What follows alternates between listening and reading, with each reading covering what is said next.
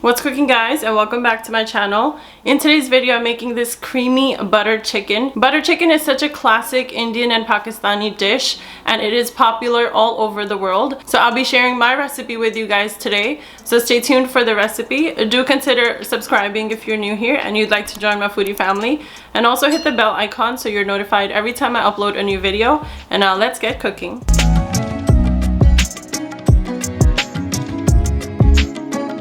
Let's start by marinating the chicken. I have 2 chicken breasts here cut into cubes and already washed and cleaned. To this I'm eyeballing all of my spices. I have 1 teaspoon of cumin powder here, a heaping teaspoon of red chili powder, or you can use cayenne to your taste. Turmeric powder, about half a teaspoon, as you never need too much turmeric because it can be overpowering to the other spices. A teaspoon of coriander powder. A little 1/4 teaspoon of some garam masala. This is another spice that can be too strong, so we don't need a lot of it. And then some black pepper to taste. I have about half a teaspoon here. And also some salt to taste. I was being a bit generous here to really season that chicken.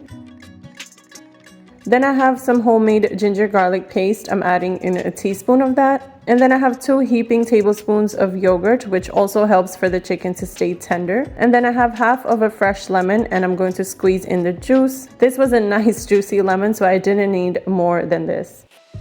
Then with gloves on, I am going to gently combine all of the spices and other ingredients into the chicken breasts. And after mixing it a bit, I realized it didn't have that reddish color that I wanted. So I added in a few drops, literally, of red food coloring. This is optional because it's just for that red color. It adds 0 flavor to the chicken. And then gently mix that well so it's all incorporated again. Let this marinate for at least an hour or even overnight if that's your preference. Before I move on to the gravy part of this recipe, I want to make an onion paste. I like to do this when I want my curry recipes to be a smoother consistency. So in a food processor, I'm adding 1 onion that I roughly cut into chunks. And I'm also adding some oil to it so it can make a smooth paste as it breaks down. And then just blend or puree or process it until you see it becoming a paste of some sort. If you need to add a bit more oil, you can do that here. But this is what the onion paste would look like, and we will use it to cook our butter chicken sauce. Let's heat up a pan on medium-high. To this I'm adding a few tablespoons of oil to cook with. Once the oil heats up, I'm adding the marinated chicken in here. You can also do this step in the oven and let the chicken cook in the oven for 20 minutes at 375 degrees Fahrenheit. But cooking it on the stovetop is just quicker in my opinion. I'm gonna let this chicken cook until the juices have fully evaporated and it starts to brown, which is usually my process with any meat. This ensures that the chicken is cooked through, but also doesn't leave behind a smell that all meats have, which gives me the ick. And while the chicken was cooking, I was breaking the pieces into smaller chunks because I realized the pieces looked a little too large for the dish. You can already cut them into smaller bite-sized pieces before marinating it. As you can see here, the juices from the chicken have fully cooked away, and the chicken is getting a slight brown color. It is fully cooked now, and I will remove this onto a plate and set it aside for now.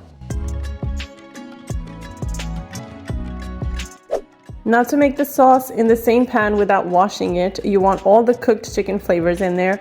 I'm going to add some oil to cook with, and then my onion paste I showed you how to make earlier. And then I'm adding a heaping teaspoon of the ginger garlic paste as well. These aromatics are the base of the dish and will really flavor it. I'm adding a teaspoon of butter here, which you'll see me adding throughout as the dish cooks. You can't have butter chicken without the butter. This is definitely a full fat type of dish. Once the aromatics have that golden color, I'm adding about 8 ounces of crushed tomatoes. You can make your own at home by using 2 large tomatoes and pureeing them to make this. Mix that well with the onion and the ginger garlic paste for a few minutes. And then to our spices, I have half a teaspoon of turmeric powder, 1 heaping teaspoon of red chili powder, 1 teaspoon of coriander powder, 1 teaspoon of cumin powder, black pepper to taste, half a teaspoon of cinnamon powder, and salt to your taste. And then mix well till all the spices have been combined into the tomato sauce. And let it come to a boil as I'm showing here, and then cover and cook for 5 minutes on low heat. After about 5 minutes, you can see the color has become a little bit more of a rich red. I added more salt here to adjust the flavors as it needed it. You can do the same as you need to your taste. Mix it well. And now I'm adding some heavy cream here. I added 4 heaping tablespoons, but you can use to your liking, depending on how creamy you want this to taste. Mix it well so the rich, spicy tomato sauce and the cream can get married together. You can now see that classic orangey butter chicken sauce color, and it's looking amazing. I'm adding 2 tablespoons of butter here and also 3 tablespoons of sugar. You can also use honey here if you prefer that. This will give it that mild sweet flavor to offset all of the spices that we added earlier. You want this sauce to have a sweetness to it, but also ensuring you taste all the spices. Mix the sauce really well and then add in all your chicken here. And then mix it again to ensure the sauce is coating and covering each of that chicken piece. I'm adding another 2 tablespoons of butter here, no surprise there, and a little water to thin out the sauce just a bit, but not too much. You want a thick, smooth consistency to this butter chicken sauce. Mix it all really well, and I'm adding a spoon of cream on the top. Let it come to a boil, and then cover and cook for 5 to 10 minutes. After a few minutes, you can see the butter and oil has released. All the spices and ingredients have been incorporated and cooked together, and this is looking absolutely wonderful. I'm putting an additional tablespoon of butter, and now your butter chicken is done. Let's plate this and enjoy it. I have served my butter chicken in this beautiful serving platter I got from TJ Maxx, and I'm serving it with some basmati rice on the side. You can also make my 2-ingredient naan recipe, which will be amazing with this dish. I'm gonna drizzle a little more heavy cream on it because it's a must. It will give the hints of creaminess on the top and inside the dish. And then garnishing with a little chopped cilantro or coriander leaves. Here you have it, guys. Your creamy, buttery butter chicken recipe is all done. This recipe is super easy and especially great to eat in a crowd of people who you can share your love of cooking with.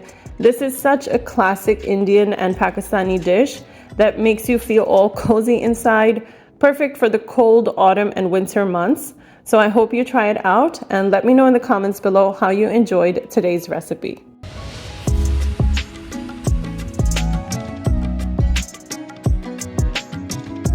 So that is it for today's video, guys. I hope you enjoyed my butter chicken recipe. You saw how easy it is, and you'll be making homemade butter chicken in no time and sharing it with your friends and family. Indian and Pakistani food may seem like it's very hard to make or overwhelming because of all the spices, but it's really simple, and I hope you enjoyed today's video. Make sure to like, comment, share, and subscribe before leaving. I'll be seeing you in the next one, guys. Until then, take care of yourselves.